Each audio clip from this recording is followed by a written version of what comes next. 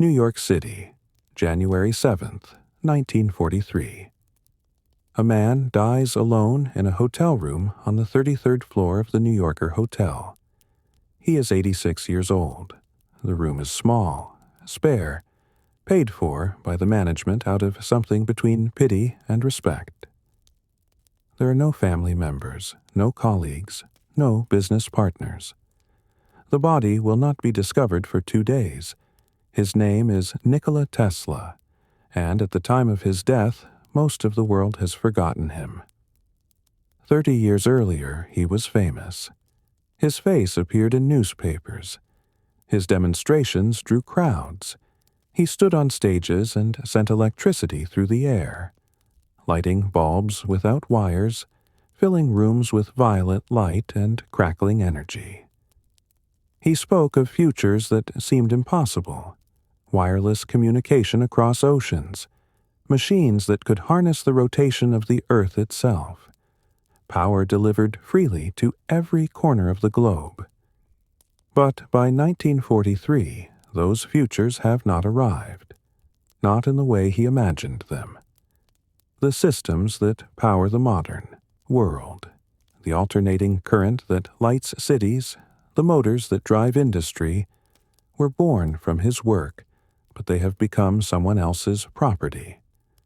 The wireless communication he envisioned exists, but in forms he did not create, built by men who took different paths, who made different compromises.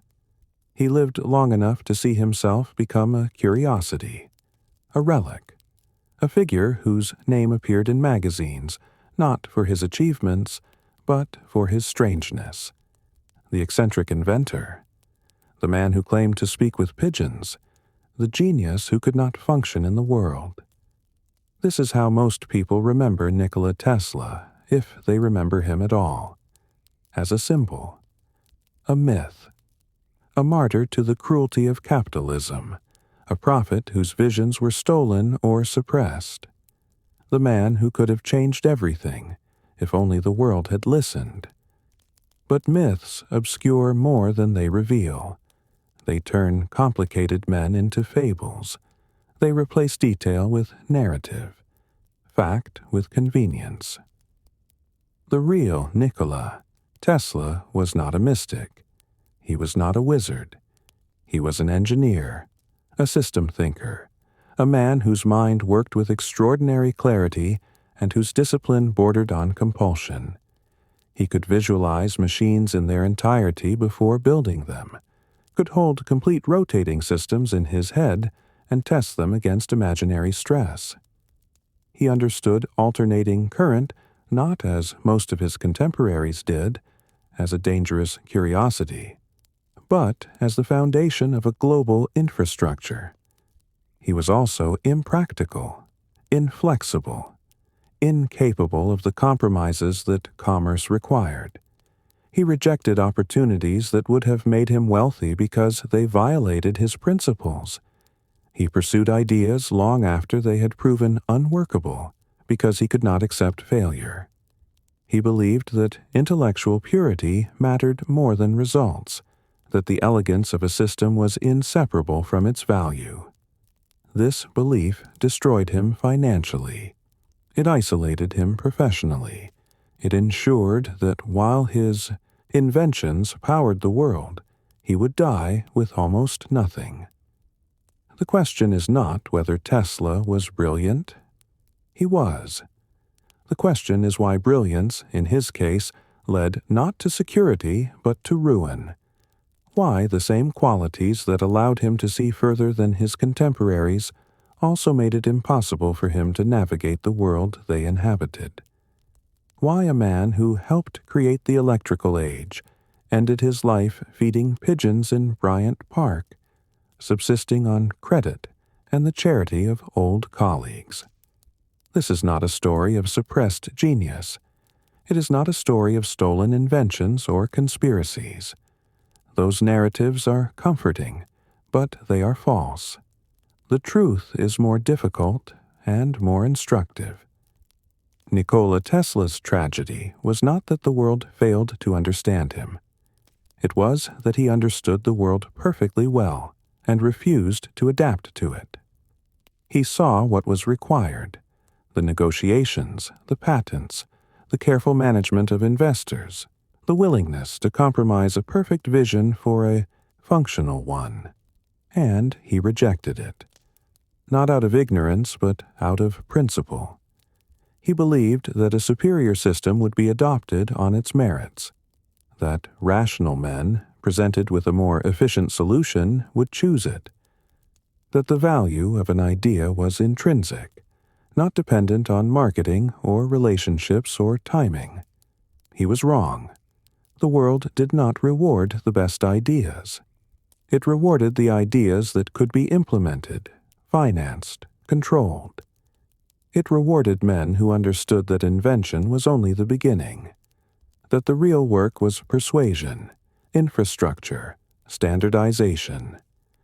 Men like Thomas Edison and George Westinghouse, who were not Tesla's intellectual equals, but who understood the systems of capital and power in ways he never would.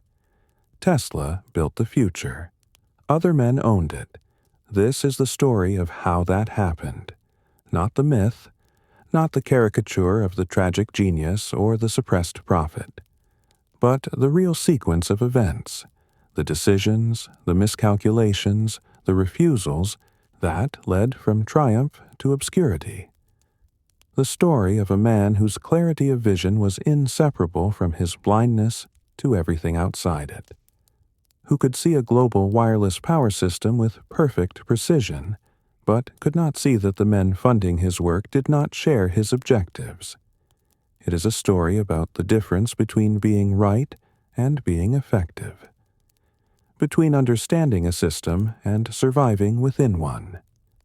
It begins not with childhood brilliance, but with discipline, with a mind that could not rest, and with the iron certainty that excellence would be enough. Nikola Tesla was born on July 10, 1856 in Smiljan, a village in the Austrian Empire, in what is now Croatia. His father was an Orthodox priest. His mother was illiterate, but possessed by all accounts an extraordinary memory and a talent for improvisation. She built household tools from scraps, memorized epic poetry, managed the complexities of a rural household without ever learning to read.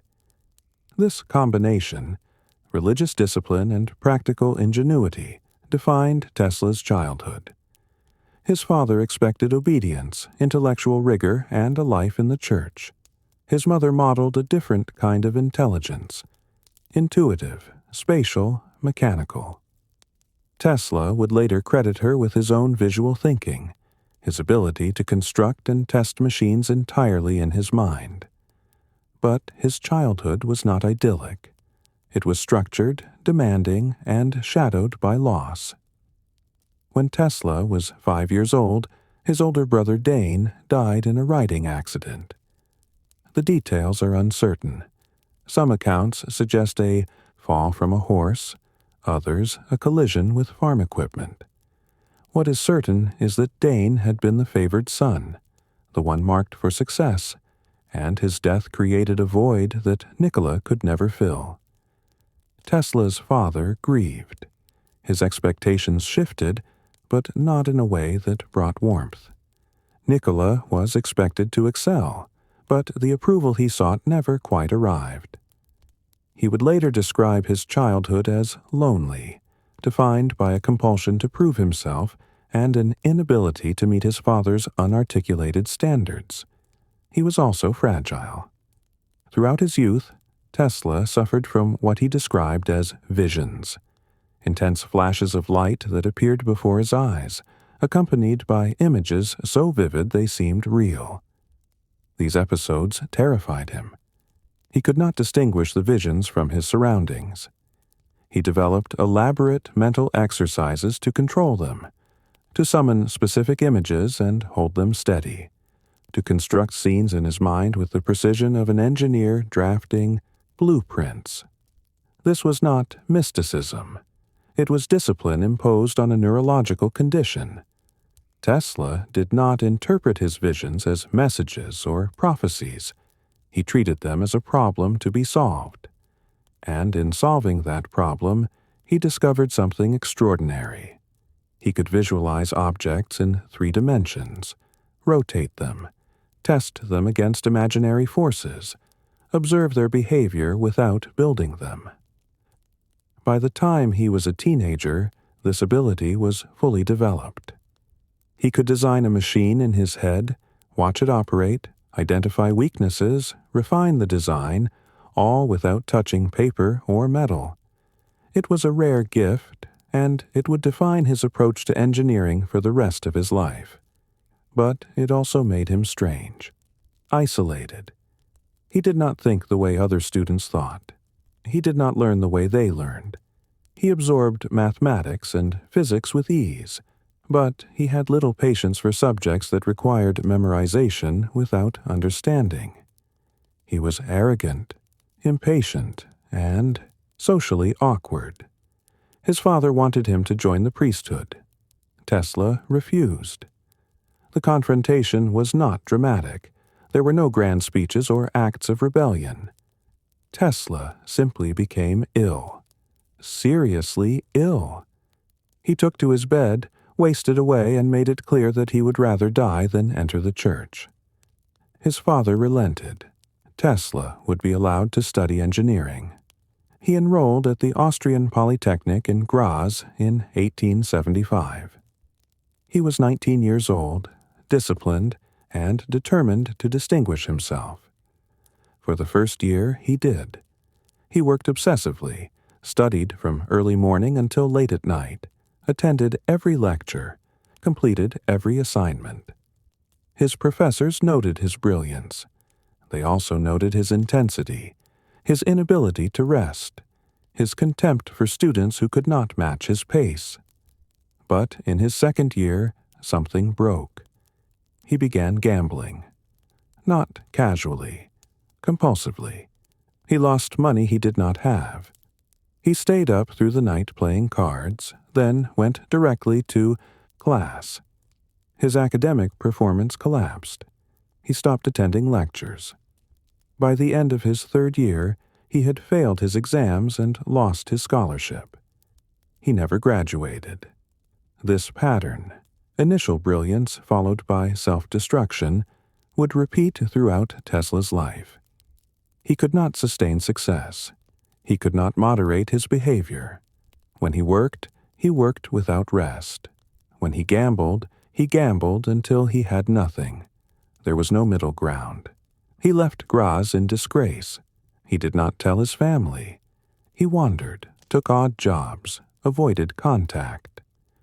When his father finally tracked him down, Tesla was working as a draftsman in Maribor, living in a boarding house, estranged from everyone who had believed in him.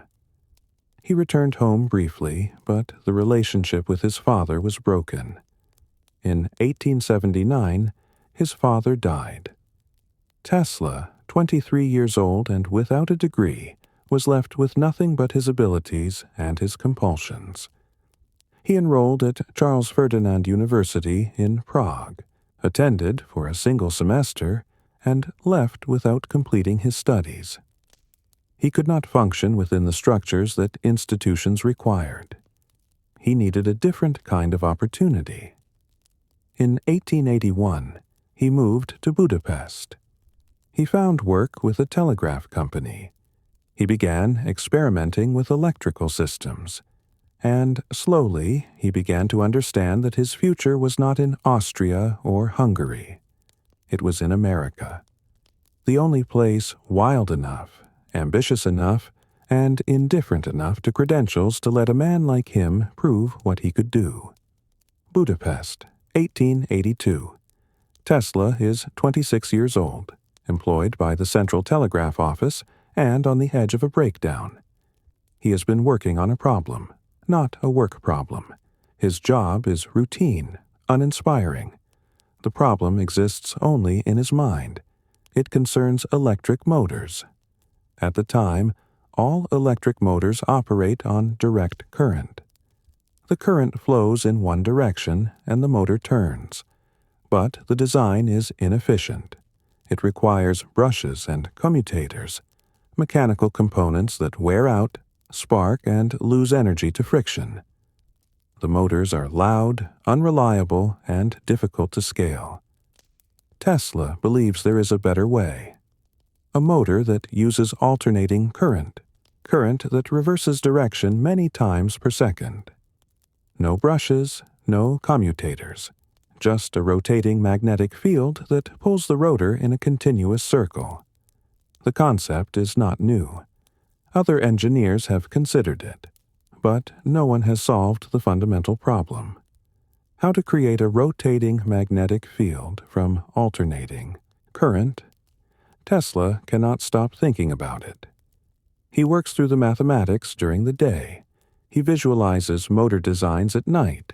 He walks the streets of Budapest, turning the problem over and over, testing configurations in his mind. And then, in February of 1882, while walking through a park at sunset, he sees it. Not metaphorically. He sees it. The complete system, rotating in his mind with absolute clarity. Two currents, offset by 90 degrees, two sets of coils. The magnetic field rotates and the rotor follows. It is simple, elegant, perfect. He stops walking. He grabs a stick and begins sketching in the dirt. The diagrams are crude, but they are accurate. This is not a theory. It is a solution, complete and testable. He does not build a prototype immediately. He does not need to. He can see the motor running in his head. He can adjust the phase angles, test different rotor designs, identify potential weaknesses, all without touching metal or wire. This is how his mind works. The physical prototype is a formality. But there is a problem. Tesla is employed by a telegraph company in Budapest. He has no funding, no laboratory, no connections to the kind of investors who could turn a mental design into a commercial product. He is a junior employee with no formal degree and a history of academic failure. He needs a platform. He needs someone who will take him seriously. In 1883, he moves to Strasbourg to work for the Continental Edison Company. The position is a step up. He is designing electrical plants and troubleshooting installations, but it is still subordinate work. He mentions his motor to his supervisors. They are polite but uninterested. There is no market for alternating current motors. Direct current is the standard.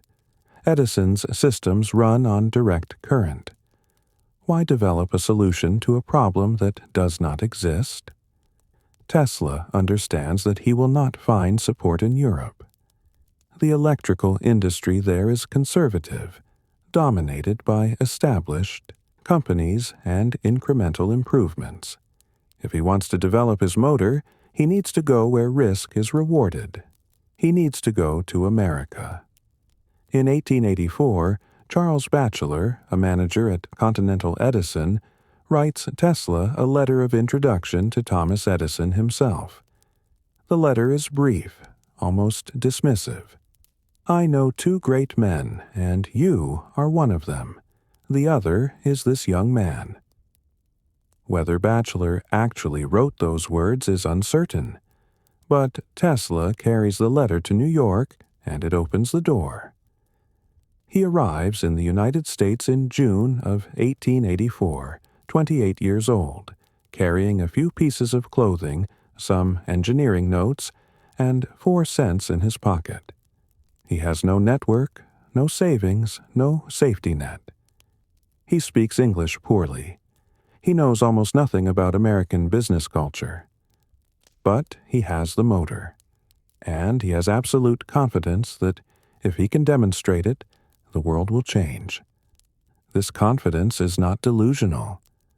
Tesla's motor is a genuine breakthrough. Within a few years, it will become the foundation of industrial electrical systems worldwide. It will power factories, trains, appliances, It will make alternating current the global standard. But in 1884, none of that is obvious. And Tesla does not yet understand that a great idea is not enough. That invention is only the first step, that the men who profit from new technologies are rarely the men who invent them.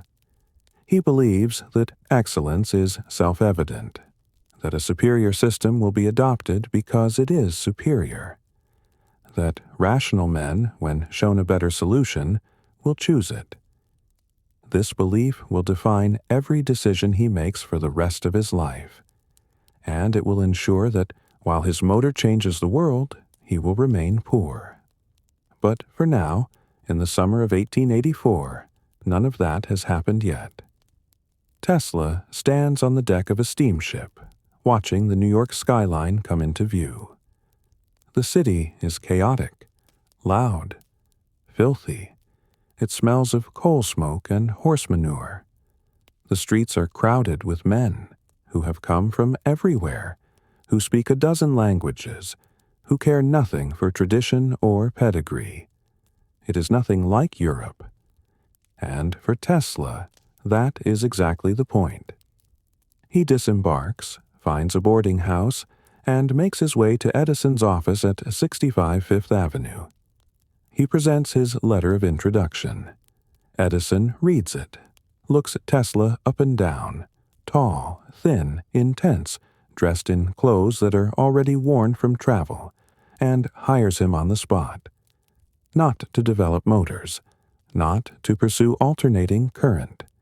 Edison's business runs on direct current, and he has no interest in changing that. Tesla is hired to fix things, to troubleshoot Edison's failing generators, to redesign inefficient systems, to solve the problems that Edison's other engineers cannot. It is not the opportunity Tesla imagined, but it is a beginning. And for a man who believes that brilliance will eventually be recognized, a beginning is enough. He goes to work. Thomas Edison's laboratory at 65 Fifth Avenue is chaos. It is crowded with machinists, engineers, assistants, all working at a furious pace. There are half-finished machines scattered across workbenches, coils of wire hanging from the ceiling, tools lying where they were last dropped. The air smells of oil and solder. The noise is constant. Tesla hates it. He is used to order, to precision, to working alone, holding complete systems in his mind before committing them to paper. Edison's method is the opposite. Edison does not visualize. He does not calculate. He tests. He builds a prototype, observes what fails, builds another. He tries 100 variations until one works. His notebooks are filled with failed experiments, incremental adjustments, brute force problem solving. It is effective, but it is inelegant. And to Tesla, elegance is not optional. It is the point. Still, he works. He works harder than anyone else in the building. Edison notices. He assigns Tesla increasingly difficult problems. Generators that overheat, motors that lose efficiency, installations that fail in the field. Tesla solves them, not through trial and error, but through analysis. He redesigns systems from first principles, identifies the underlying cause of failures, implements solutions that are both effective and mathematically sound. Edison is impressed, but he does not change his approach. He does not ask Tesla about alternating current. He does not inquire about new motor designs. He needs Tesla to fix what is broken, not to invent what might replace it. Tesla grows frustrated. He mentions his motor. Edison dismisses it. Alternating current is dangerous, he says. It cannot be controlled. Direct current is safer, simpler, more reliable. The future will be built on direct current, and Edison's company will build it. This is not entirely true. Edison's resistance to alternating current is not purely technical. It is financial. His business depends on direct current infrastructure. His patents, his generators, his distribution networks. All of it is built around a system that requires power plants every few miles, that loses energy over distance, that cannot be efficiently transmitted across long ranges. Alternating current solves those problems. It can be stepped up to high voltages for transmission and stepped down for use. It can travel hundreds of miles with minimal loss. It can power entire regions from a single plant. But adopting alternating current would render Edison's existing infrastructure obsolete. It would undermine his business model. And Edison is not just an inventor. He is a businessman. He understands that technological superiority does not matter if it destroys your market position. Tesla does not understand this. Or rather, he understands it intellectually, but cannot accept it as a valid consideration. To him, the question is purely technical. Alternating current is superior, therefore it should be adopted. The financial consequences are someone else's problem. This difference in perspective defines the growing tension between the two men. Edison sees Tesla as brilliant but impractical. Tesla sees Edison as brilliant but unprincipled. The breaking point comes over money. According to Tesla, Edison offers him a substantial bonus, $50,000, if he can redesign and improve the company's direct current generators. Tesla accepts. He works for months, redesigning the entire system. He increases efficiency, reduces costs, improves reliability. He delivers exactly what was promised. When he asks for the bonus, Edison laughs. "Tesla," he says, "you don't understand our American humor." Whether this conversation actually happened is disputed. There are no witnesses, no documentation.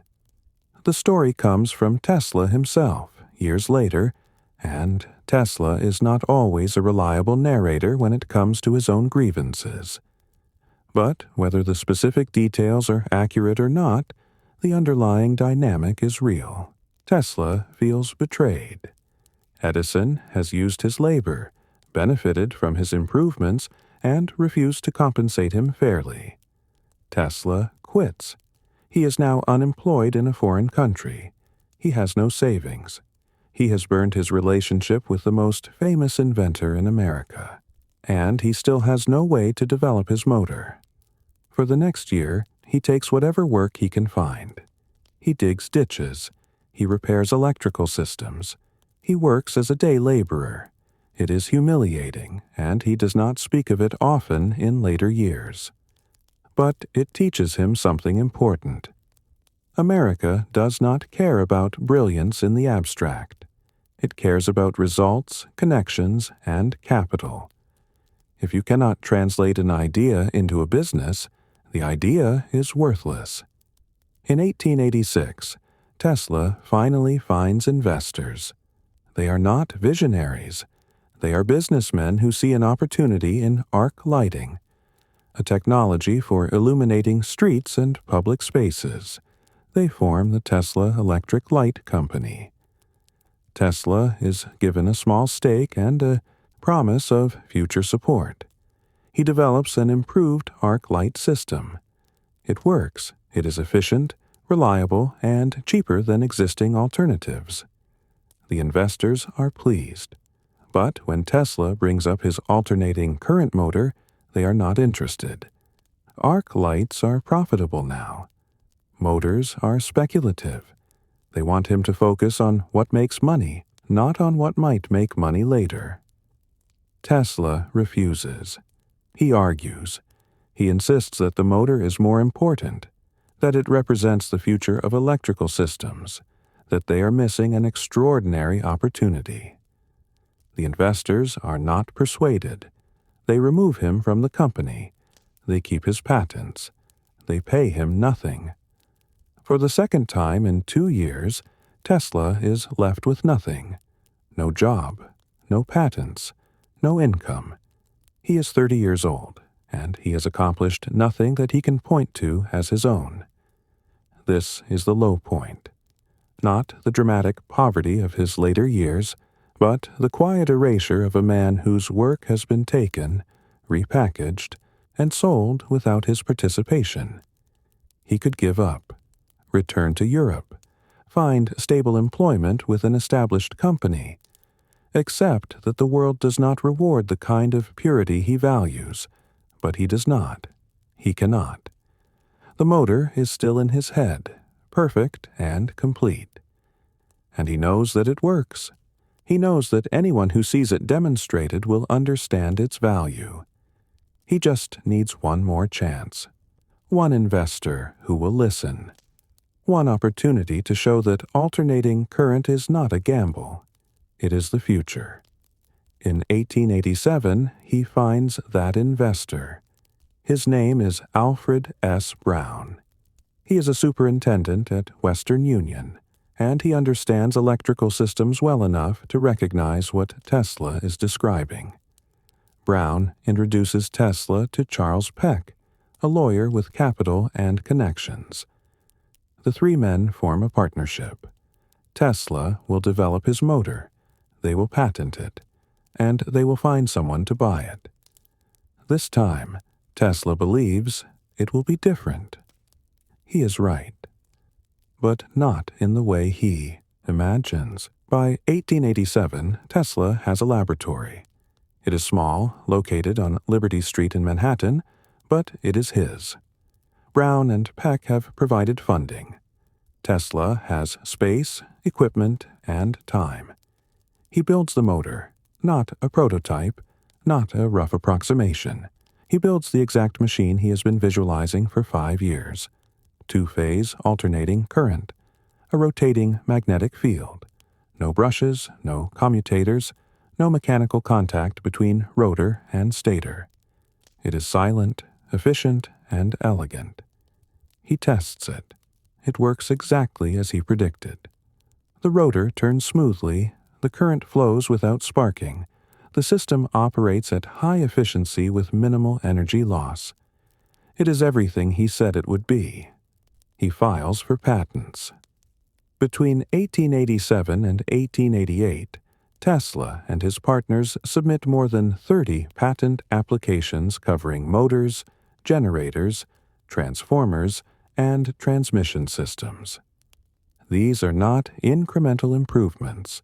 They are the foundation of a complete alternating current infrastructure.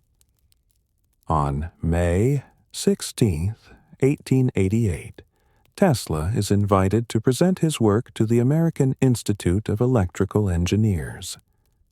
The lecture takes place at Columbia College. The room is filled with engineers, academics, and representatives from electrical companies. Tesla demonstrates his motor. He explains the mathematics. He shows how alternating current can be generated, transmitted, and converted back into mechanical energy, without the inefficiencies that plague direct current systems. The response is immediate. The audience understands what they are seeing. This is not a curiosity. It is a replacement for the entire existing electrical infrastructure. Among the attendees is a representative of George Westinghouse. Westinghouse is an industrialist, an inventor, and a pragmatist. He made his fortune developing air brakes for trains, a simple, elegant system that solved a real problem and could be manufactured at scale. He understands both engineering and commerce, and he recognizes that Tesla's motor is the key to something much larger, a war that is already beginning, the war of currents. By 1888, Edison's direct current systems dominate the electrical industry. They power lights in homes and businesses, but they have severe limitations. Direct current cannot be efficiently transmitted over long distances. Power plants must be built every few miles. The systems are expensive to install, difficult to scale, and fundamentally limited in reach. Westinghouse has been developing his own alternating current systems, but they are incomplete. He has transformers, he has generators, but he does not have an efficient motor. Without a motor, alternating current cannot power industrial machinery. It can light buildings, but it cannot replace the steam engines that drive factories. Tesla's motor solves that problem. In July of 1888, Westinghouse travels to Tesla's laboratory. The two men negotiate. Westinghouse offers to purchase the patents for $60,000, plus royalties of $2 and 50 cents per horsepower on every motor sold. Tesla accepts. It is the largest sum of money he has ever seen. If the royalty agreement holds, and if alternating current becomes the standard, Tesla will become extraordinarily wealthy. He will have the financial security to pursue whatever projects he chooses. He will never have to dig ditches again. But there is a problem. The problem is Edison. Edison is not just competing with Westinghouse.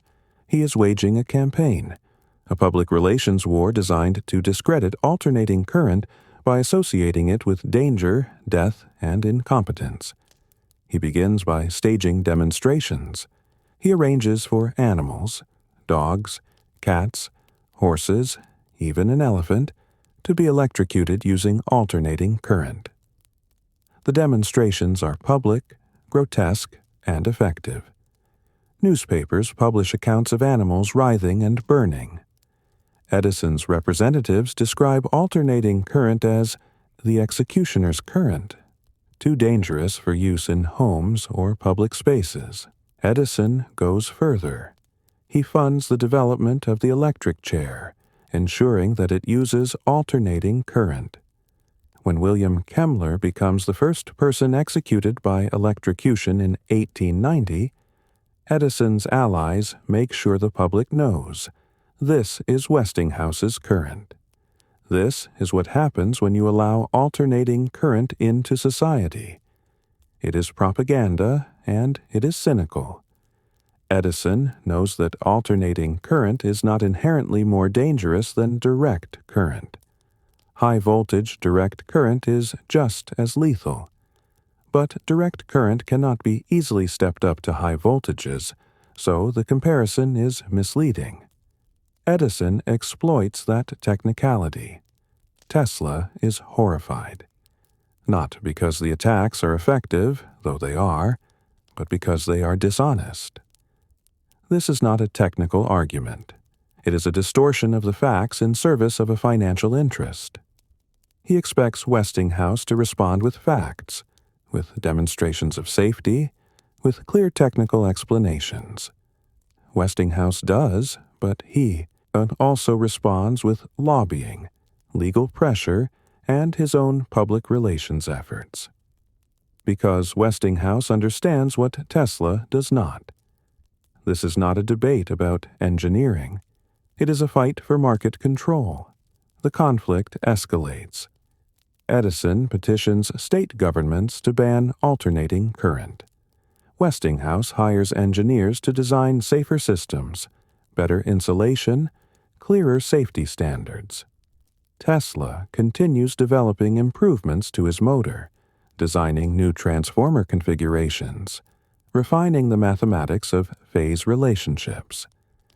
But he is increasingly distant from the commercial fight. He does not involve himself in lobbying. He does not participate in the propaganda. He believes that the technical superiority of his system will be sufficient, and, in a sense, he is right. By the early 1890s, it is becoming clear that alternating current will win. Not because of public sentiment, but because of economics. Westinghouse secures contracts to build power plants that can serve entire cities. Alternating current systems are installed across the country. The infrastructure begins to shift. But Tesla's royalty agreement becomes a problem. By 1891, Westinghouse is overextended. He has invested heavily in infrastructure, in patents, in legal battles with Edison. The company is in financial trouble. The royalty payments to Tesla are substantial.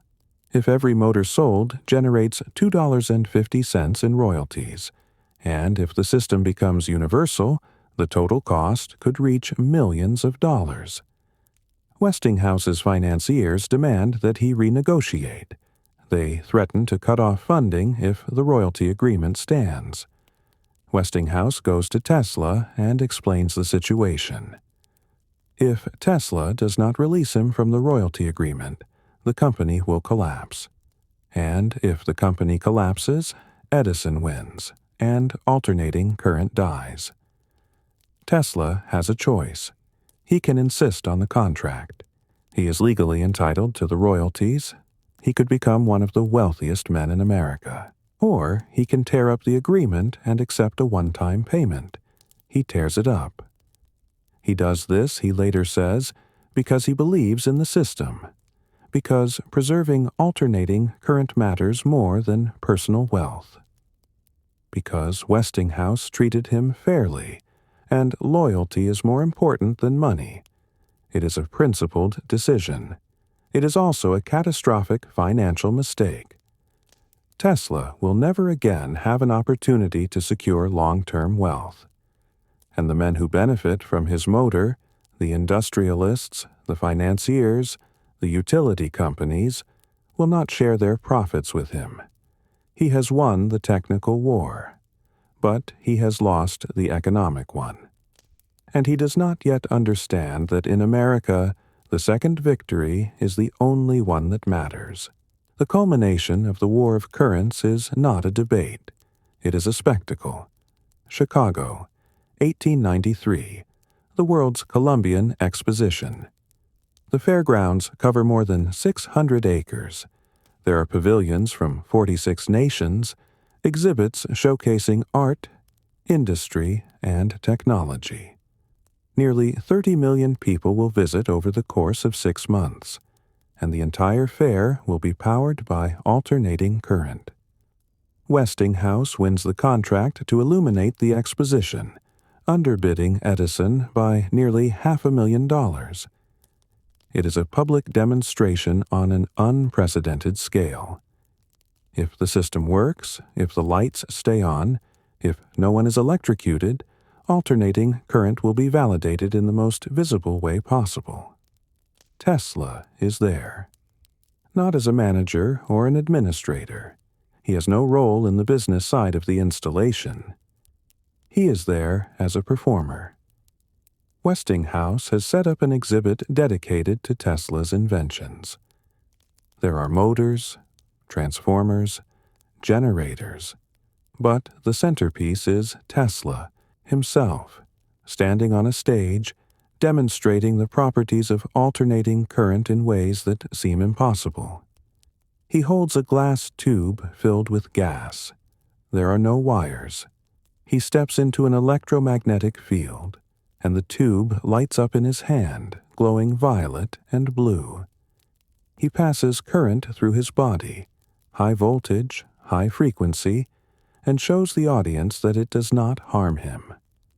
He creates artificial lightning, sending arcs of electricity across the room, crackling and hissing. The crowds are mesmerized. They do not understand the physics. They do not follow the explanations. But they see a man controlling electricity as if it were tame, as if it were safe, as if it were the future. This is Tesla's gift as a public figure. He does not just invent systems. He makes them visible. He turns abstract electrical phenomena into theater. And in doing so, he shifts the public perception of alternating current from something dangerous and uncontrollable to something modern, sophisticated, and inevitable. But there is a tension beneath the performance.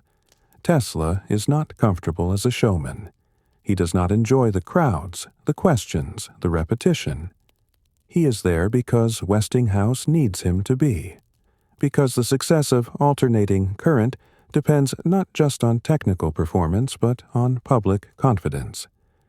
And the fair delivers that confidence. The lights do not fail. The motors run smoothly. The system works exactly as promised. By the time the exposition closes, the question is no longer whether alternating current is viable. The question is how quickly it can be deployed everywhere else. Edison's direct current systems do not disappear immediately. They persist in dense urban areas where short-range transmission is sufficient. But the infrastructure war is over. Westinghouse and Tesla have won. Except that Tesla, personally, has won very little. He receives no royalties. He owns no stake in the Westinghouse companies. His patents have been licensed, but the ongoing profits flow to others. He is famous, celebrated in newspapers and technical journals, but fame does not pay for laboratories or experimental equipment. Still, in the early 1890s, Tesla is optimistic. He has proven that his ideas work. He has access to investors. He believes that the next phase of his work, wireless transmission of energy, radio communication, global electrical systems, will be just as successful. He is wrong. In 1893, Tesla moves his laboratory to Houston Street. The new space is larger, better equipped. He begins experimenting with high-frequency alternating current, with resonance, with the transmission of signals through the air. He is working toward something vast. A system that could transmit power without wires, that could send information across continents, that could make every home and factory a node in a global electrical network. He builds coils, massive, intricate devices that generate high-voltage, high-frequency current. He tests them, late into the night, alone, observing the arcs of electricity, the patterns of resonance, the behavior of the electromagnetic field. The work is brilliant, but it is also unmoored from practical application. Tesla is no longer solving a clear problem.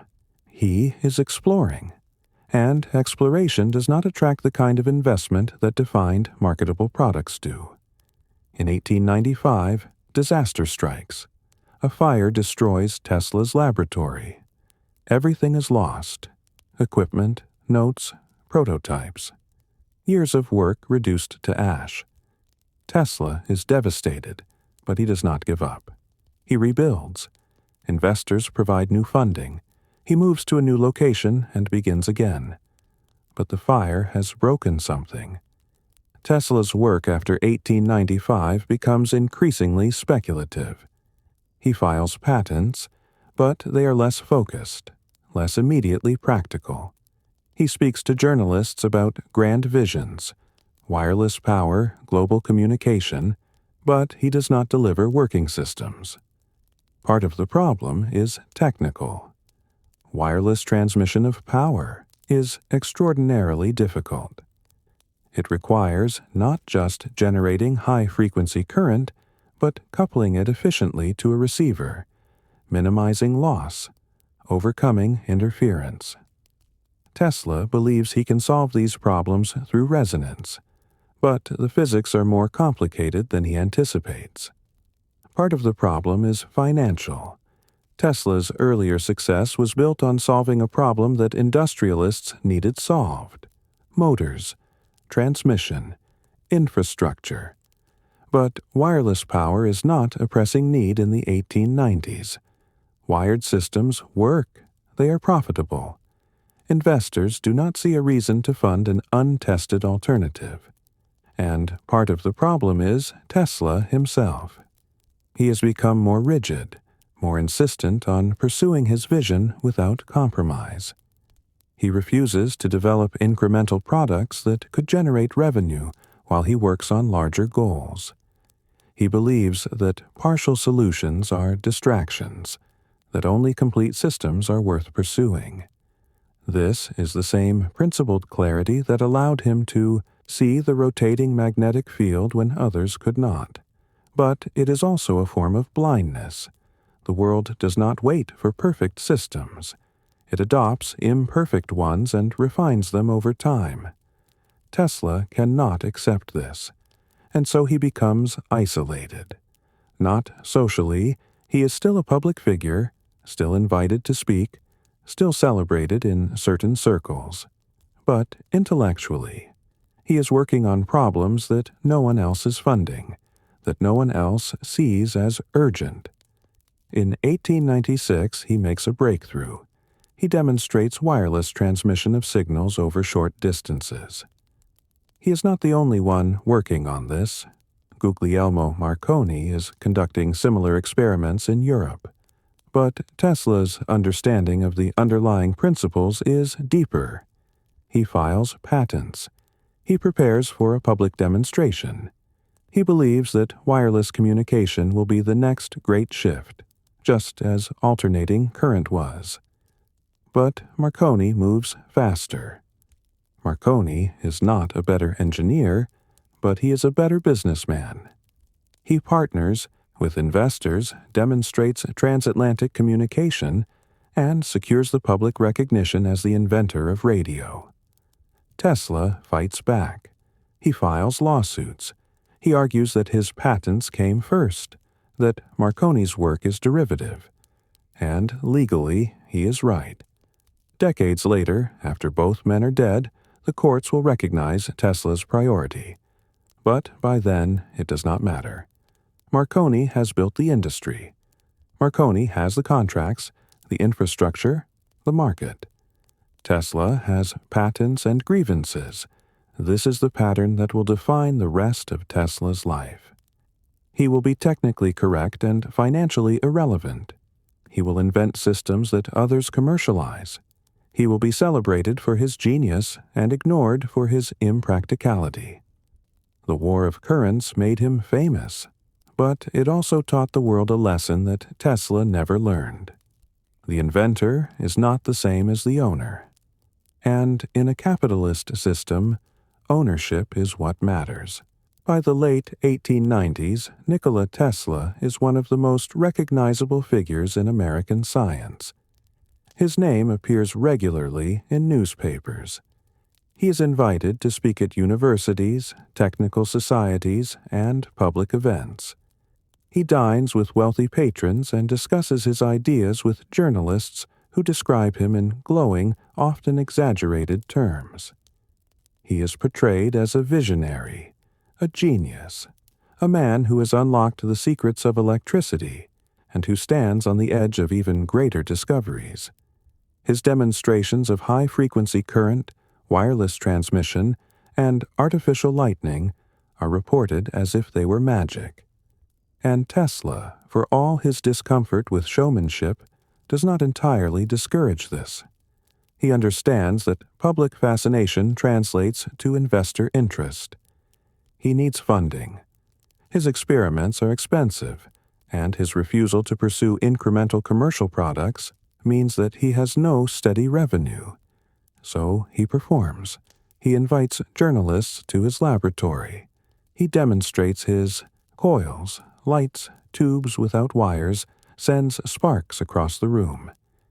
He speaks in grandiose terms about the future, cities powered without cables, communication across oceans, machines that could draw energy from the atmosphere itself.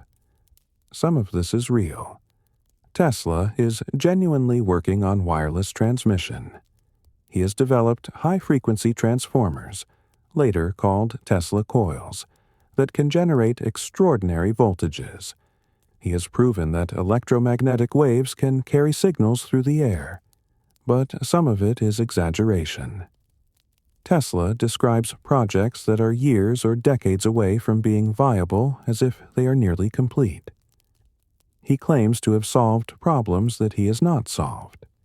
He suggests that his systems are ready for deployment when they are still experimental. This is not fraud. Tesla believes in what he is saying, but his belief outpaces his results. He sees the finished system in his mind, and he speaks as if the mental design is equivalent to a working prototype. For investors, this creates confusion. They hear promises of imminent breakthroughs and fund projects that do not materialize on the expected timeline. In 1899, Tesla moves to Colorado Springs. He has secured funding from John Jacob Astor and other wealthy patrons to build an experimental station where he can work on wireless transmission without the constraints of a dense urban environment. The Colorado Springs laboratory is unlike anything he has built before. He constructs a massive coil, 52 feet in diameter, capable of generating millions of volts. He connects it to a 200-foot mast and begins transmitting high-frequency current into the ground and the atmosphere. The experiments are dramatic. Tesla generates artificial lightning bolts over 100 feet long. He claims to have transmitted signals across significant distances. He records observations of what he interprets as signals from space, regular, pulsing electromagnetic patterns that he believes might be communications from another planet. This last claim is where Tesla begins to lose credibility. The scientific community is skeptical. The signals he detected were likely natural phenomena, atmospheric interference, solar activity. But Tesla insists they are artificial, and he publishes articles suggesting that humanity may not be alone in the universe. The public loves this. Journalists write breathless accounts of Tesla receiving messages from Mars. But serious scientists begin to distance themselves. Tesla is no longer just an eccentric. He is becoming unreliable. Still, his work in Colorado Springs produces real results. He refines his understanding of resonance. He demonstrates that electrical energy can be transmitted through the Earth itself, using the ground as a conductor. He develops tuning methods that allow transmitters and receivers to operate on specific frequencies without interference. These are genuine contributions. But they are not the revolution Tesla promises. Wireless transmission of power, as he envisions it, remains impractical. The energy losses are too high. The infrastructure required is too complex, and there is no clear business model. No reason for investors to fund a system that would make electricity free, or nearly free, to end users. Tesla does not see this as a problem. He believes that the value of the system is intrinsic, that once it is demonstrated, it will be adopted because it is superior. He does not consider that making electricity free might not be profitable, and that profitability is what investors care about. He returns to New York in 1900, convinced that he is on the verge of a breakthrough. He begins seeking funding for his next project, a global wireless transmission system that could send both power and information anywhere on Earth. He finds a backer. J.P. Morgan, one of the wealthiest and most powerful financiers in the world, agrees to fund the project. Morgan provides Tesla with $150,000 to build a transmission facility. Tesla is elated. This is the opportunity he has been waiting for. With Morgan's backing, he can build the infrastructure, demonstrate the system, and prove that wireless transmission is viable. He begins construction on Long Island in a place called Wardenclyffe.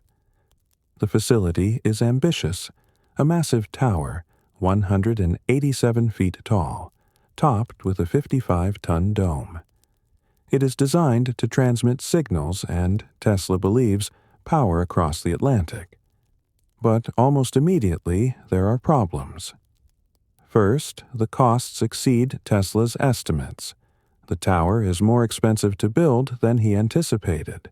The equipment is more complex. Tesla returns to Morgan, asking for additional funding. Morgan is skeptical. He agreed to fund a wireless communication system, a competitor to Marconi. But Tesla is now talking about wireless power, about global systems, about projects that seem increasingly speculative. Morgan refuses additional funding. He tells Tesla to focus on communication, to deliver a working product, to stop chasing impossible dreams. Tesla cannot do this. He cannot separate the communication system from the larger vision. To him, they are part of the same project. Wireless transmission of information is just the beginning. The real goal is power. The real goal is a global electrical network. But without funding, construction slows. Tesla uses his own money, borrows from friends, delays payments to contractors. The tower is completed, but the equipment is incomplete. The system is never fully tested. And then, in 1901, Marconi transmits the first transatlantic radio signal. It is a simple message, the letter S in Morse code, but it is enough. Marconi has proven that wireless communication works. He has beaten Tesla to the public demonstration. Morgan loses interest. Other investors are not interested in funding a system that has been overtaken by a competitor. Tesla is left with an unfinished tower, mounting debts, and no clear path forward. Wardenclyffe is his greatest failure. Not because the idea was wrong, but because he could not translate the idea into a form that investors could understand or profit from. Tesla will spend the next several years trying to revive the project. He will write letters, propose modifications, seek new backers. But the moment has passed. Wireless communication is becoming an industry, and Tesla is not part of it. He has fame, he has recognition, but he has no security. And as the years pass, even the fame begins to fade. After Wardenclyffe, Tesla does not stop working. He cannot. His mind does not allow for rest, but his work becomes untethered from reality in ways that even sympathetic observers find troubling. He continues to file patents, but they are increasingly speculative. He proposes machines that could detect submarines, systems that could transmit images through the air, devices that could extract energy from ambient radiation. Some of these ideas contain legitimate insights. Others are based on flawed assumptions. He speaks to the press about death rays, about weapons that could destroy entire fleets from hundreds of miles away, about machines that could control the weather. These claims are reported, often credulously, and they reinforce the image of Tesla as a visionary.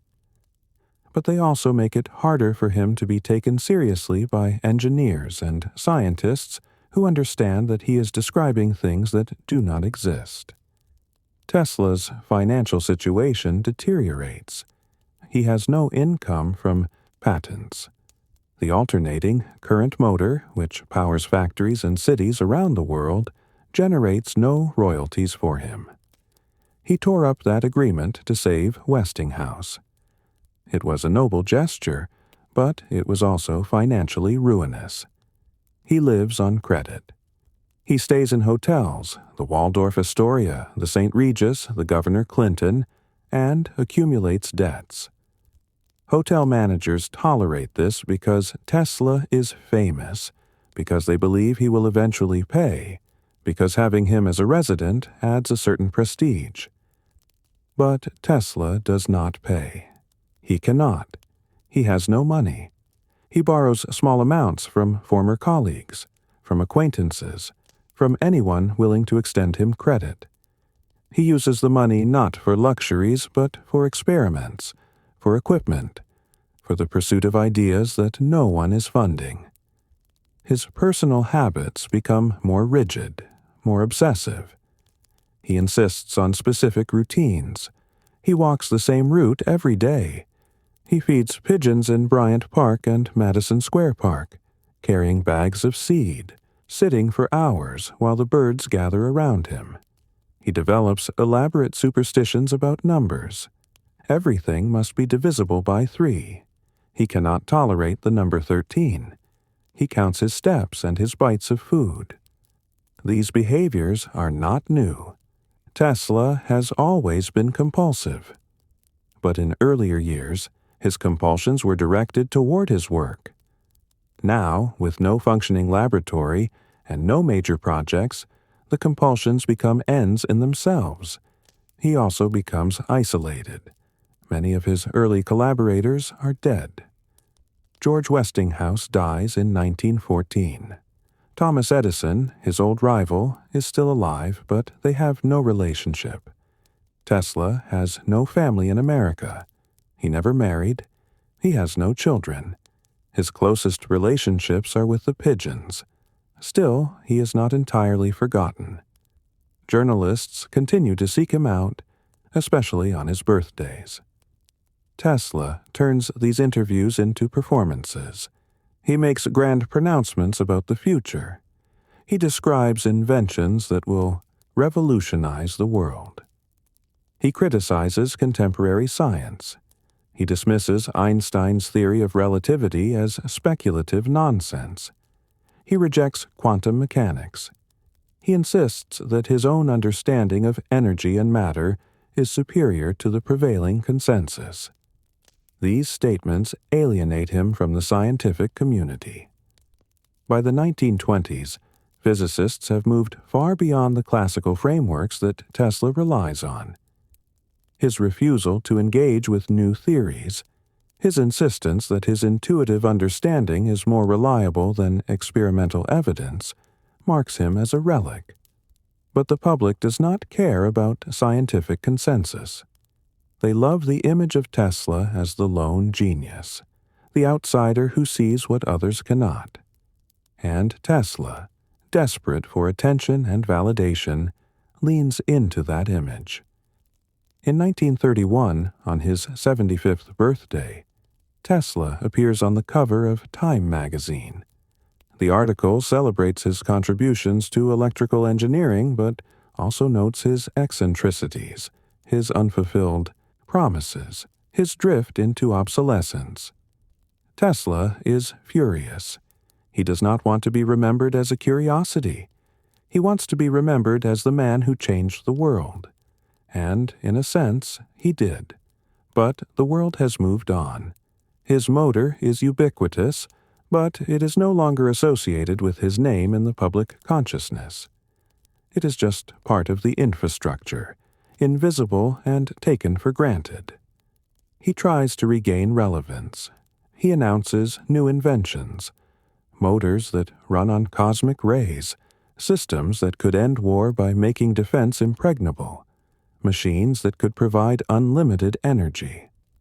But he demonstrates nothing. He publishes no schematics. He provides no evidence.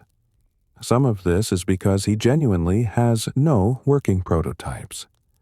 Some of it is because he fears that his ideas will be stolen if he reveals them. And some of it is simply that he is old, isolated, and no longer capable of the sustained effort required to turn ideas into reality. The world is changing in ways that Tesla does not understand. The electrical industry is dominated by large corporations.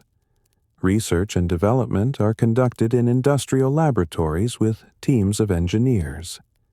The era of the lone inventor, working in isolation and securing patents that define entire industries, is over. Tesla does not accept this. He continues to believe that a single brilliant idea, properly presented, will be recognized and adopted. He continues to seek investors, to write letters, to propose projects. No one funds him. By the mid-1930s, Tesla is living entirely on charity. The Westinghouse Corporation provides him with a small monthly stipend, not out of legal obligation, but out of respect for his earlier contributions. The Hotel New Yorker allows him to stay without payment. Friends and former colleagues send him small amounts of money. He spends his days feeding pigeons. He spends his nights writing letters, filling notebooks with calculations, describing machines that will never be built. He is not senile.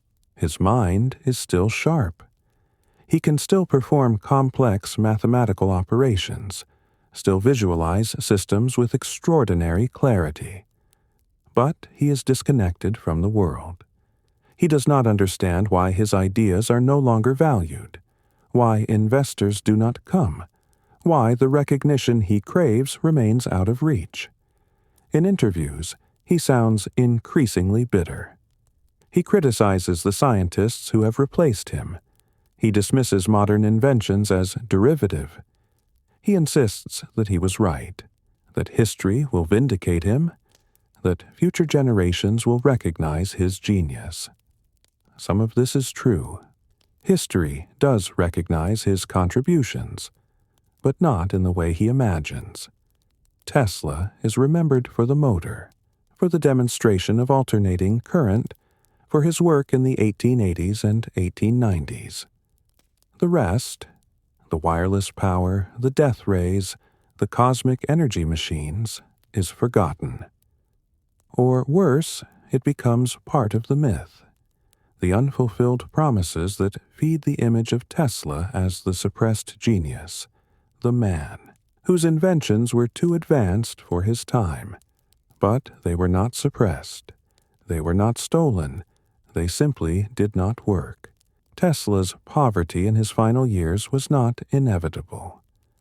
There were moments when he could have secured financial stability, opportunities to compromise, to accept partial credit, to attach himself to commercial ventures that would have provided income even if they diluted his vision. He refused every one of them.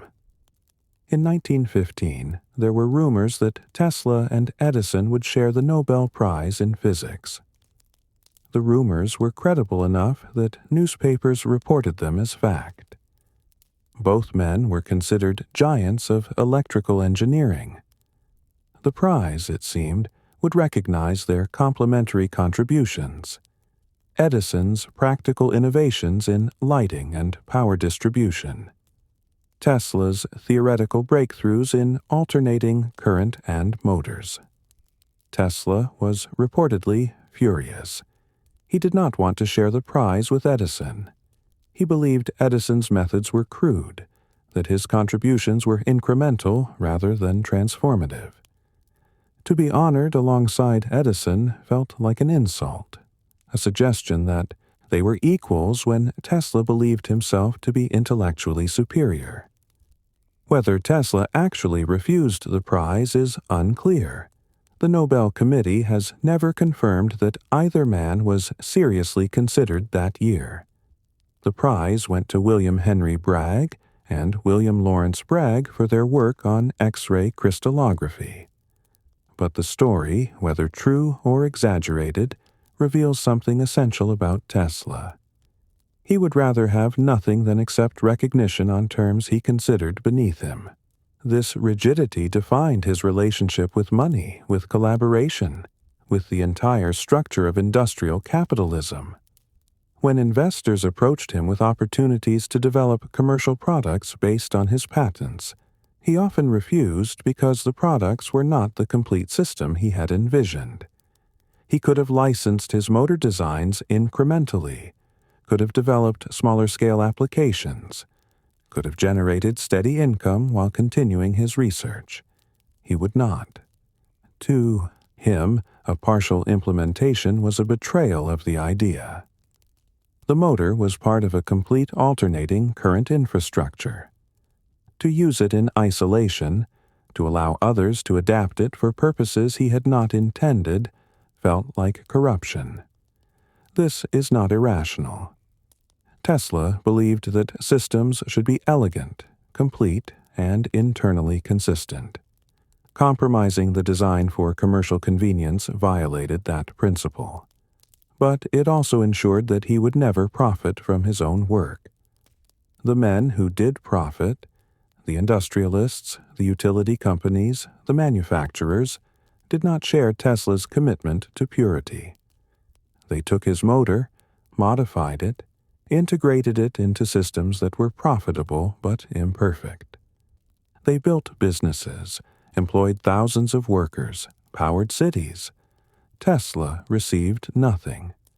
And he resented this, but he also could not imagine acting differently. To compromise would be to become like Edison, like the businessmen he despised. It would be to admit that commerce mattered more than truth. He could not make that admission. Another opportunity came in the 1920s, when radio was becoming a major industry. Tesla's patents on wireless transmission predated Marconi's. He had filed for tuning mechanisms, for transmitter designs, for systems that were foundational to radio technology. He could have sued. He could have demanded royalties. He could have positioned himself as a co-inventor of radio and negotiated for a share of the profits. He did sue, eventually, but the lawsuits dragged on for years. Tesla had no money for lawyers. He represented himself poorly. The legal process exhausted him, and he did not live to see the resolution. The U.S. Supreme Court ruled in his favor in 1943, months after his death, recognizing his priority over Marconi. But the ruling was symbolic. It did not come with financial compensation. It did not change the fact that the radio industry had been built by others, that the profits had gone to others, that Tesla's name was absent from the corporate structures that controlled the technology. This is the pattern that repeats throughout Tesla's later life. He is right, but he is ineffective. He has legal claims, but no ability to enforce them. He has moral authority, but no leverage. And he refuses to adapt.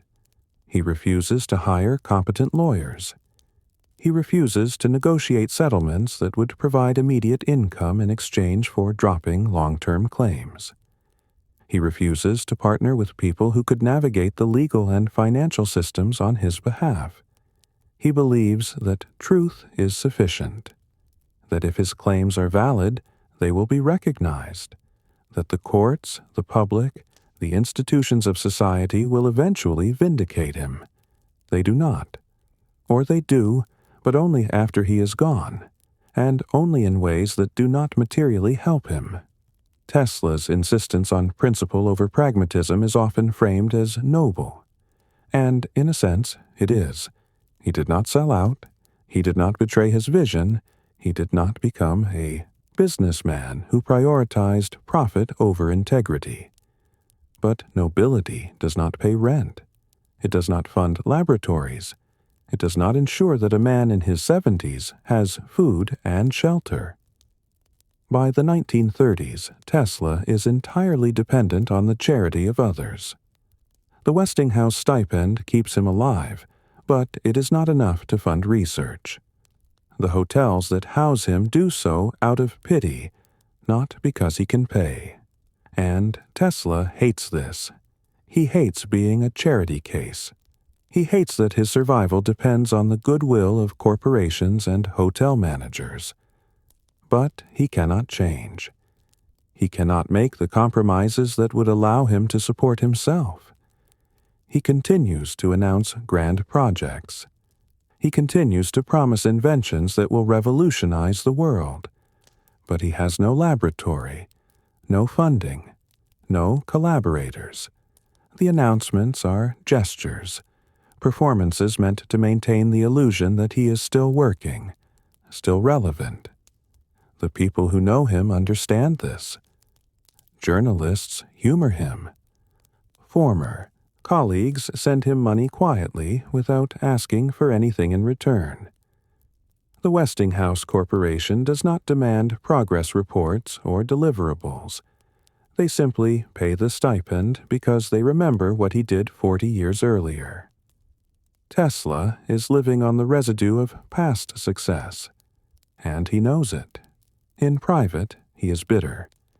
He writes letters complaining about theft, about the men who profited from his ideas, about the injustice of a system that rewards exploiters and ignores creators.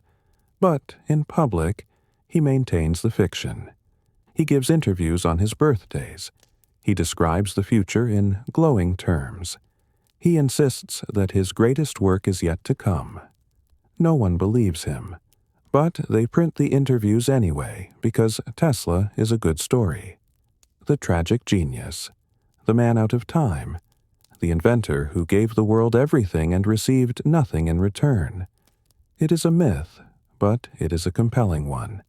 And Tesla, who spent his entire life rejecting myths, who insisted on clarity and precision, who despised exaggeration, ends up trapped inside a narrative that is as much fiction as fact. He wanted to be remembered for what he built. Instead, he is remembered for what he failed to build. For the unfulfilled promises, the impossible dreams, the visions that never materialized.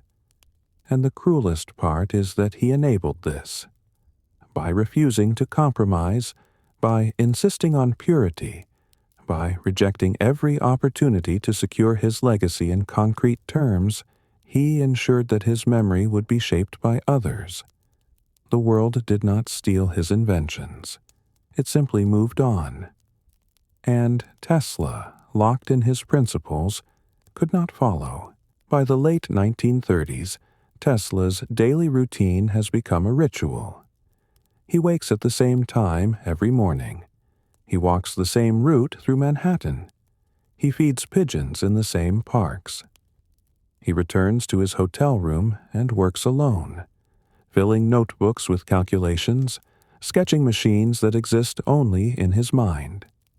He speaks to almost no one. He has no friends in any conventional sense, no family, no collaborators. The people he interacts with are hotel staff, waiters, the occasional journalist who requests an interview, and the pigeons. Tesla's relationship with pigeons is well documented, and it is easy to dismiss it as eccentricity. But for Tesla, the pigeons are not a quirk. They are the only living things that depend on him, that respond to him, that provide something resembling companionship. He feeds them every day. He carries bags of seed. He sits on benches in Bryant Park and Madison Square Park, and the pigeons gather around him, hundreds of them. He knows individual birds. He identifies them by their markings, their behavior. When a pigeon is injured, he brings it to his hotel room and nurses it back to health. In interviews, he describes one pigeon in particular, a white bird with gray-tipped wings. He says he loves this bird, that it loves him, that when it looks at him, there is a light in its eyes, a communication that transcends language. He describes the night the bird died. He says it came to his window, looked at him, and he knew. There was a blinding flash of light, and then the bird was gone. He says he knew in that moment that his life's work was finished, that nothing else mattered. This is the statement of a man who is profoundly alone, not just socially, but existentially. Tesla has no human relationships that provide meaning. He has dedicated his life to work that no one is funding, to ideas that no one is adopting. The bird is not a substitute for human connection. It is the only connection he has. The isolation is not imposed on him. It is the result of decades of choices. Tesla has always been solitary. Even in his most successful years, he worked alone, preferred the company of machines to people, avoided emotional intimacy. But in earlier years, the isolation was productive. He used it to focus, to think without distraction, to hold entire systems in his mind without interruption. The isolation served his work. Now, there is no work. Or rather, there is work, but it is disconnected from reality. Tesla fills his notebooks with ideas, but he has no way to test them. He proposes machines, but he cannot build them. He makes calculations, but there is no one to review them, no one to identify errors or suggest improvements. The isolation has become self-reinforcing. Tesla is alone because he has no collaborators. He has no collaborators because he cannot collaborate. He cannot accept criticism. He cannot compromise. He cannot tolerate the messiness of working with other people, the negotiations, the adjustments, the give and take that functional partnerships require, and so he works alone, and the work decays. His claims become more extreme. He announces that he has developed a weapon that could destroy entire armies, that could make war obsolete by making defense impregnable.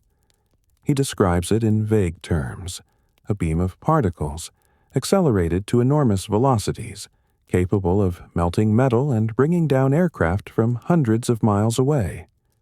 He calls it a teleforce weapon. Journalists call it a death ray. Tesla offers the weapon to the U.S. government. He writes letters to the War Department. He proposes demonstrations. He insists that the weapon is functional, that it could change the balance of global power, that it represents the future of national defense. The government is not interested. They do not send engineers to evaluate the weapon. They do not request schematics. They do not take Tesla seriously. Part of this is because Tesla provides no evidence. He has no prototype. He has no test results. He has descriptions, calculations, assurances of functionality, but nothing tangible. Part of it is because, by the late 1930s, Tesla's credibility is gone. He has made too many promises that did not materialize. He has announced too many inventions that were never demonstrated. The government has more reliable sources of weapons research, and part of it is because the weapon, as Tesla describes it, is likely not feasible. Particle beam weapons would eventually be developed decades later, but they require technologies that do not exist in Tesla's lifetime. High-energy accelerators, precision targeting systems, power sources capable of generating the required energy density. Tesla believes he has solved these problems, but belief is not evidence, and by this point in his life, Tesla's belief in his own ideas has become detached from the discipline that once characterized his work. In his early career, Tesla visualized machines and then tested them. He built prototypes. He measured performance. He refined designs based on observed behavior. His mental models were accurate because they were grounded in physical testing. But now, he has no laboratory, no equipment, no way to test. His mental models are untethered. He assumes that if he can visualize a system, it will work, and this assumption is false. Not all of his later ideas are wrong. Some contain legitimate insights, but without testing, without collaboration, without the feedback that comes from building and observing, Tesla cannot distinguish between the ideas that are sound and the ideas that are flawed. He retreats further into isolation. He stops accepting visitors. He refuses interviews. He stays in his hotel room for days at a time, working on equations, sketching devices, writing letters that he does not send. The outside world is changing in ways that Tesla does not comprehend. World War II has begun. The technologies of war are advancing. Radar, sonar, code-breaking machines, the early stages of nuclear research. These are collective efforts pursued by teams of scientists and engineers, funded by governments and corporations. Tesla's model of invention, the lone genius working in isolation, producing a complete system through pure intellect, is obsolete. It no longer reflects how technological progress happens. But Tesla cannot accept this. He cannot see himself as part of a historical process that has moved beyond him. He still believes that a single mind, properly focused, can solve any problem. That insight is more important than collaboration. That individual brilliance is the engine of progress. It is a 19th century worldview, and it dies with him. In his final years, Tesla is a ghost. He exists in a hotel room, sustained by charity, disconnected from the world. He is not working toward anything. He is simply continuing. Performing the rituals of work, the calculations, the sketches, the notes, without the possibility of implementation. It is a kind of discipline, but it is also a form of surrender. Tesla has given up on being understood. He has given up on finding investors, on convincing the world, on seeing his ideas realized. All that remains is the routine, the pigeons, the solitude, and the notebooks filled with ideas that no one will read. New York City in the early 1940s is a city at war. The streets are filled with soldiers on leave, with women working in factories, with rationing and blackout drills, and the constant hum of industrial mobilization. The entire nation is focused on the conflict in Europe and the Pacific. Technology is being weaponized at an unprecedented scale. Radar, aircraft, encrypted communications, and the early secret work on atomic weapons. In the middle of this, Nikola Tesla lives alone on the 33rd floor of the Hotel New Yorker, feeding pigeons and avoiding his debts. The hotel management tolerates him. He has not paid rent in years.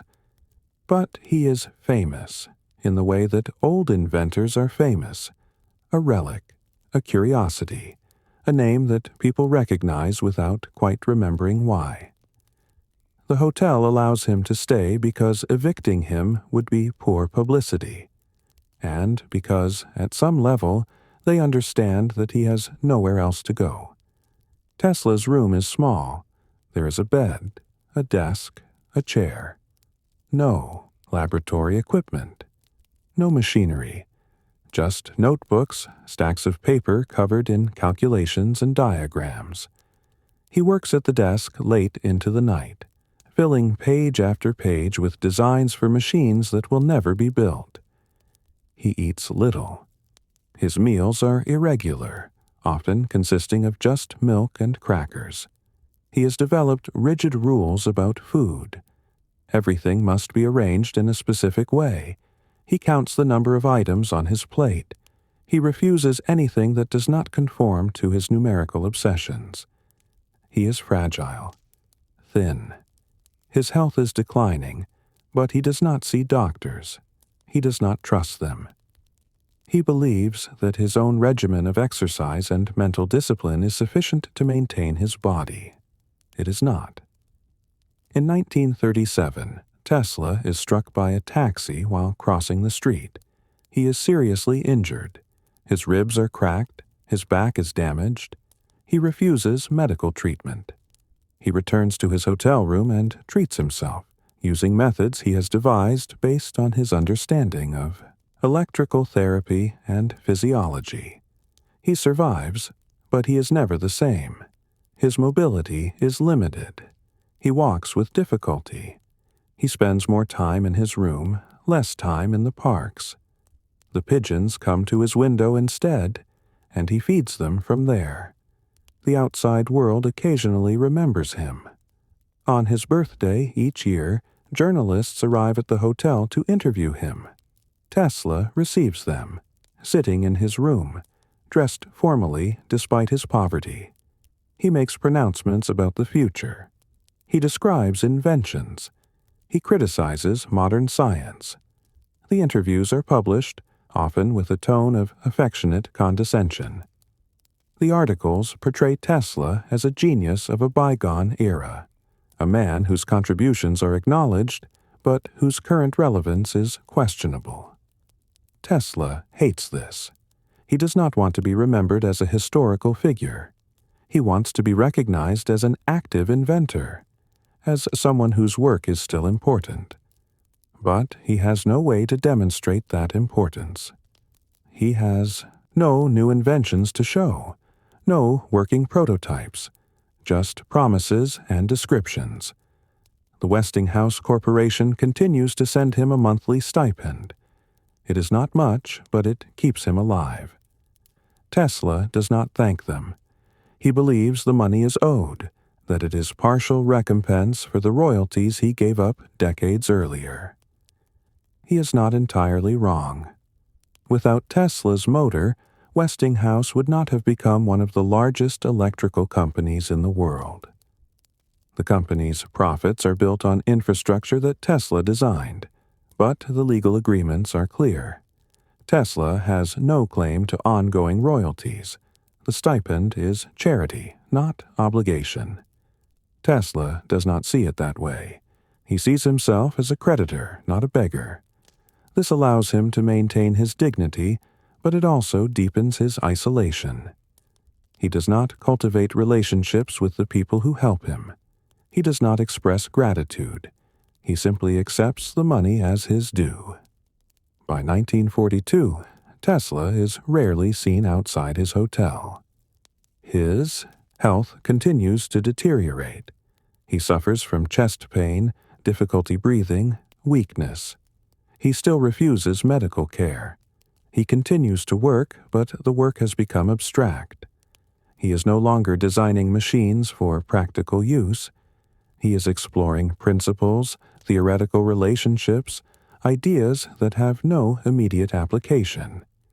It is the work of a man who knows he will not live to see implementation, who is working for its own sake. On January 5, 1943, Tesla places a "Do Not Disturb" sign on his door. It is not unusual. He often isolates himself for days at a time. The hotel staff respect the sign. They do not knock. They do not check on him. 2 days later, on January 7th, a maid enters the room and finds him dead. He is lying in bed, dressed in his night clothes. There is no sign of struggle. He appears to have died quietly, perhaps in his sleep.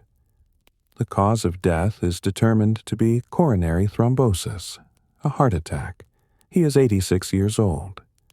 The room is as he left it, notebooks on the desk, sketches on the walls, bags of birdseed near the window.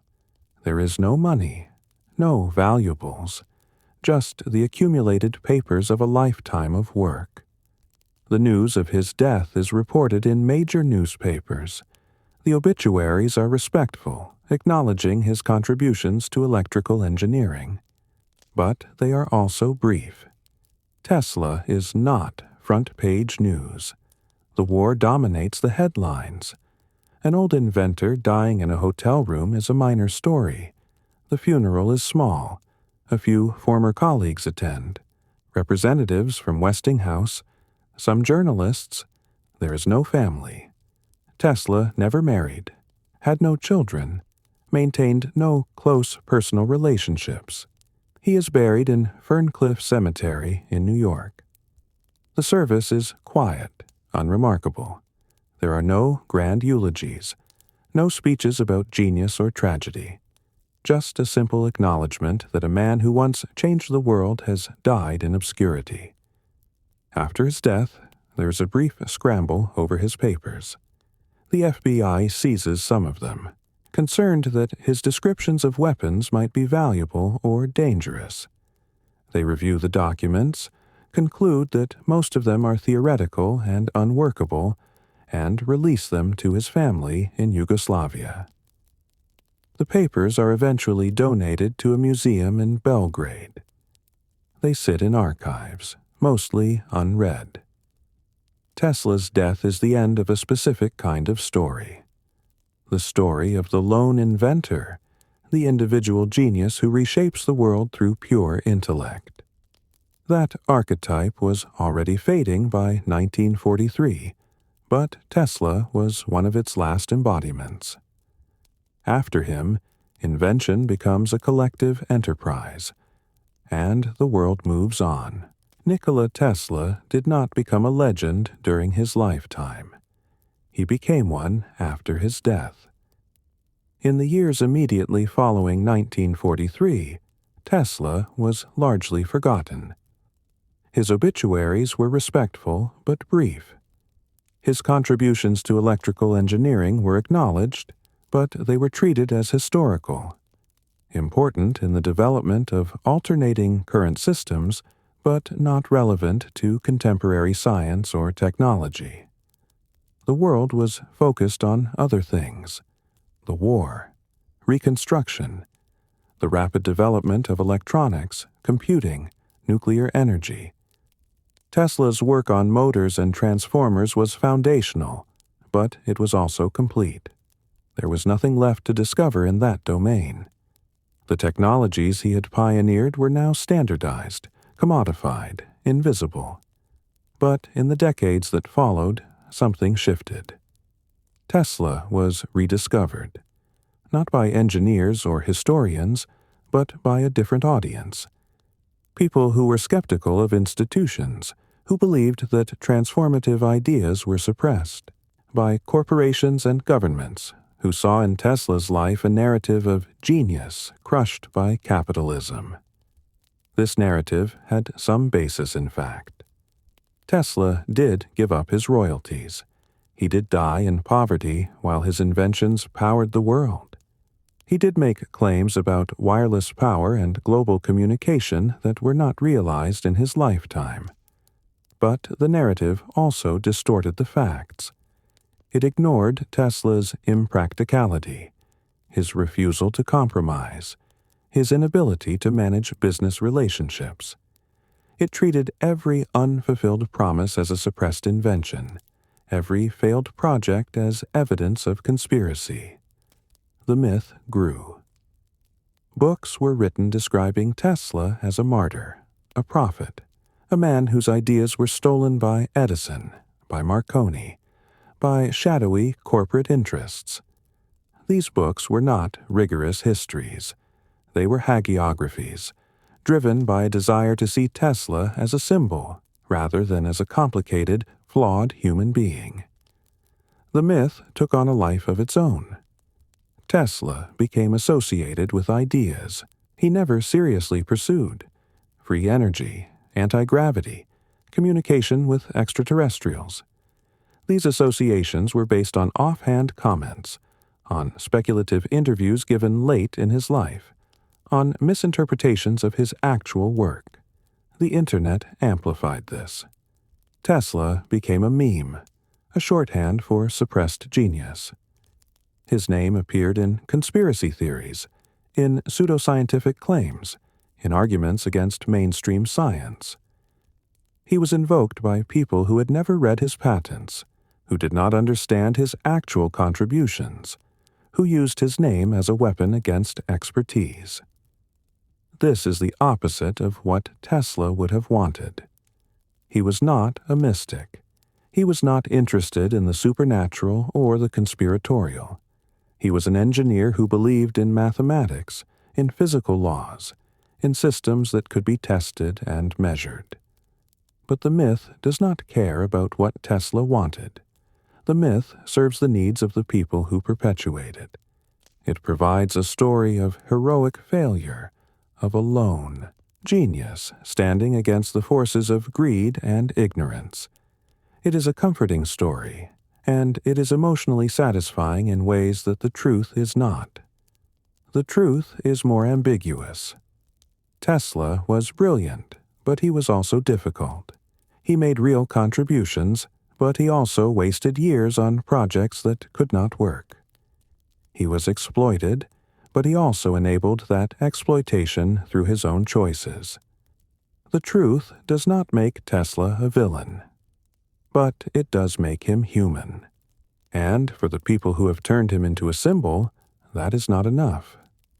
There is a version of Tesla's legacy that is more grounded, more accurate, and ultimately more useful.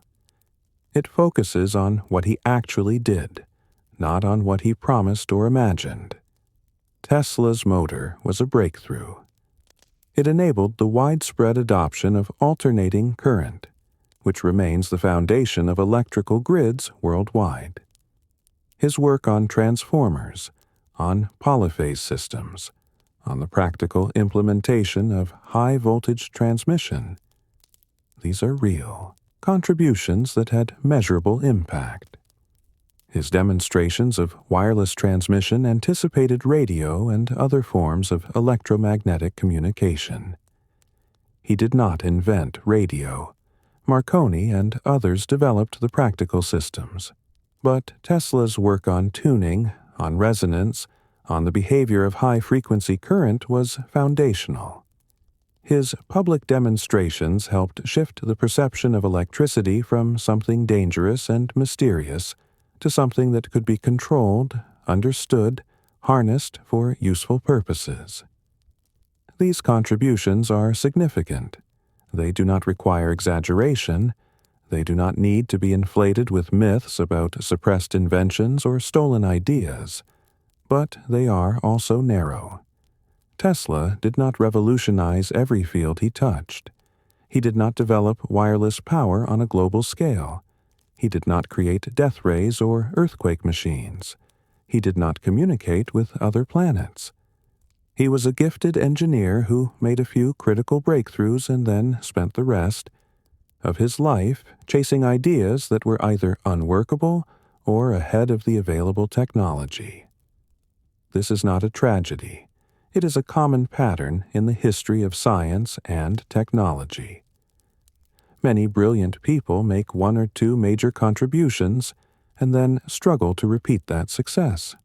The difference with Tesla is that his later failures have been romanticized, turned into evidence of suppression rather than accepted as the natural outcome of pursuing speculative ideas without adequate resources or collaboration.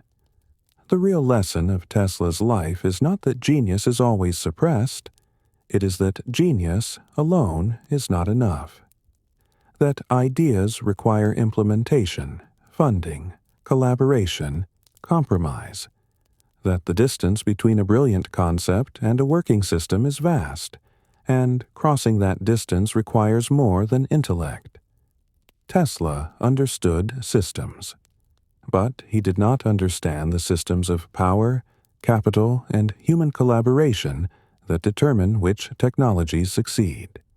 And that blindness, more than any conspiracy, explains why he died alone in a hotel room while the world ran on his inventions.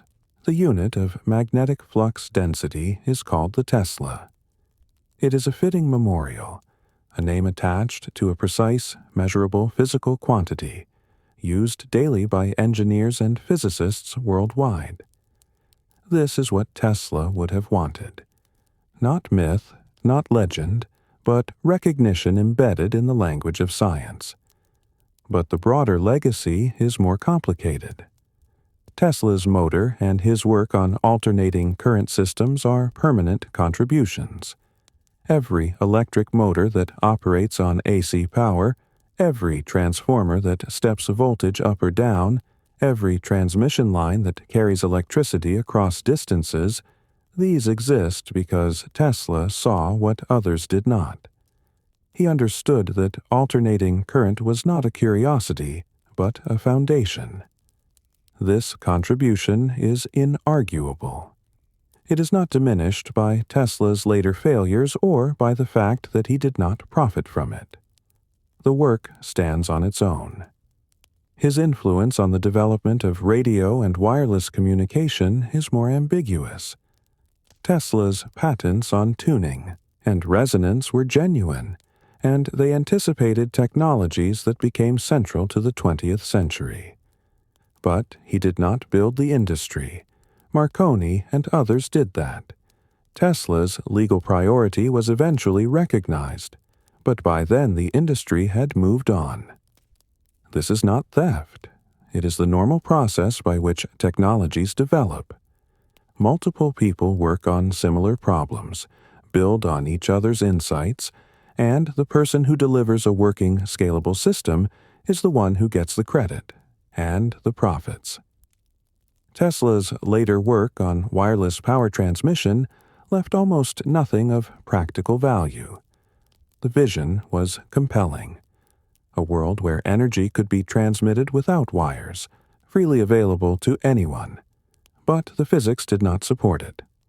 Wireless power is possible over short distances, and modern technologies like inductive charging use principles Tesla explored. But global wireless power, the kind Tesla envisioned, remains impractical.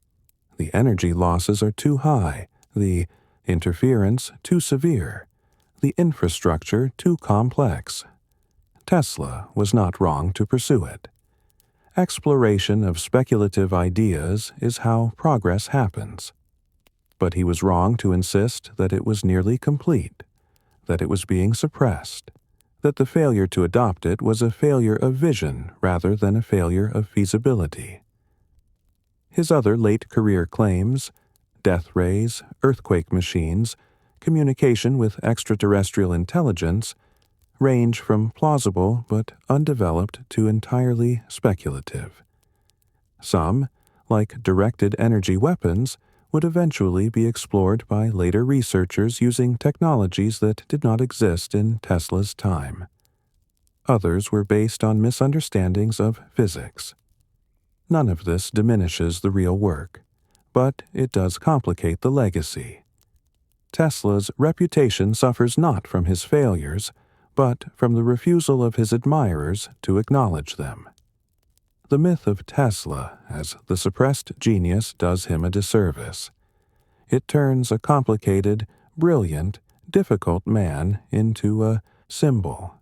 It erases the choices he made, the refusal to compromise, the inability to navigate business relationships, the insistence on intellectual purity over practical results. Tesla was not a victim. He was a man who prioritized principles over security, who believed that excellence would be rewarded on its own merits, who could not accept that the world did not operate according to his ideals. This is admirable in a way. But it is also tragic, because the world does not reward principles. It rewards results. And Tesla, for all his brilliance, could not deliver results at the scale and consistency that the world required. The comparison to Edison is instructive. Edison was not Tesla's intellectual equal. His understanding of electrical theory was shallow. His methods were inefficient.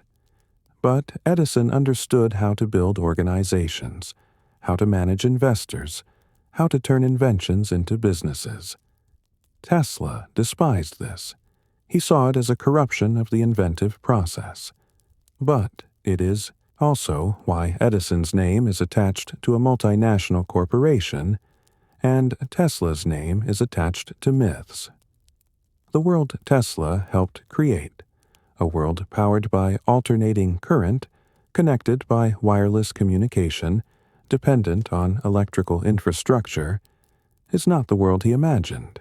It is messier, more commercial, less elegant. But it works, and that is the final irony. Tesla's greatest contribution was a system that succeeded precisely because other people were willing to make the compromises he refused. They took his motor, adapted it, integrated it into imperfect systems, and built an industry. Tesla wanted the perfect system. The world got a functional one, and the functional one changed everything. His life is a reminder that history is not shaped by individuals alone. It is shaped by the interaction between brilliant ideas and the social, economic, and technical infrastructure that determines whether those ideas can be implemented. Tesla provided the ideas. Others provided the infrastructure. And the result is a world that bears his imprint, even if it does not bear his name in the way he hoped. He deserves to be remembered for what he actually did, for the motor, for the transformers, for the demonstrations that showed the world what electricity could become. He does not need to be remembered as a prophet or a martyr. He does not need myths about suppressed inventions or stolen ideas. He was a man who saw further than his contemporaries in certain specific domains, who made contributions that are still foundational, who also failed repeatedly because he could not bridge the gap between vision and implementation. That is enough. It is more than most people achieve, and it is the truth. The rest is mythology, and mythology, however satisfying, is not what Tesla believed in. He believed in systems, in precision, in clarity. His legacy should reflect that.